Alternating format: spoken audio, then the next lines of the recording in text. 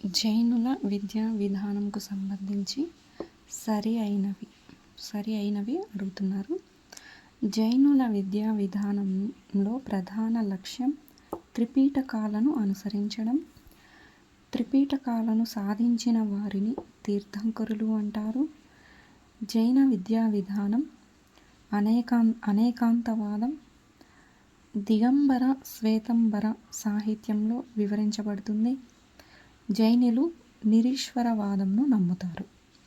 వీటిలో సరి అయినవి ఏవి అని అడుగుతున్నారు. జైనుల విద్యా విధానంలో ప్రధాన లక్ష్యం త్రిపీటకాలను అనుసరించడం అంటున్నారు. ఇక్కడ త్రిపీటకాలు కాదు, త్రిరత్నాలు.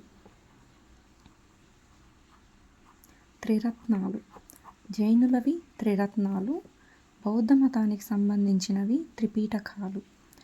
సుత్తపీఠిక, వినయపీఠిక, అభిధమ్మ పీఠిక ఉన్నాయి కదా, అవి బౌద్ధ మతానికి సంబంధించినవి త్రిపీటకాలు.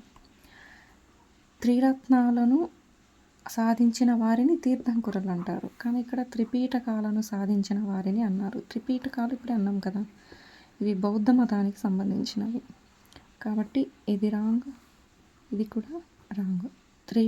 త్రిరత్నాలను సాధించిన వారిని తీర్థంకరులు అంటారు.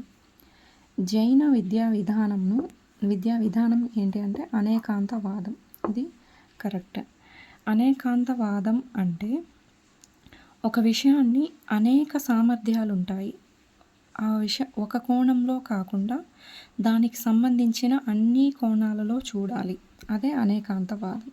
ఒక విషయాన్ని ఒక కోణంలో కాకుండా అనేక కోణాల్లో చూడడం, ఇది జైన విద్యా విధానం. దిగంబర శ్వేతంబర సాహిత్యంలో వివరించబడుతుంది. ఇది కూడా కరెక్ట్. శ్వేతంబరులు దిగంబరులు అంటారు కదా జైనుల్లో. శ్వేతంబర సాహిత్యం దిగంబర సాహిత్యంలో వివరించబడుతుంది.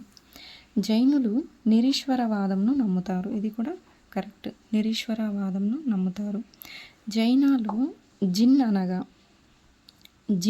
అనగా ప్రాపంచిక సుఖాల మీద నియంత్రణ సాధించడం.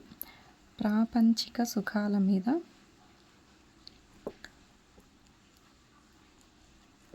నియంత్రణ సాధించడం. అదే బౌద్ధ మతంలో అయితే కోరికలను త్యజించడం బౌద్ధ మతం. అదే ప్రాపంచిక సుఖాల మీద నియంత్రణ సాధించడం జిన్ అనే పదం అనగా ప్రాపంచిక సుఖాల మీద నియంత్రణ సాధించడం. త్రిరత్నాలు ఉన్నాయి కదా ఇక్కడ, త్రిరత్నాలు అనగా త్రిరత్నాలు 3 కదా, అవి 1 సమ్యక్ దర్శనం,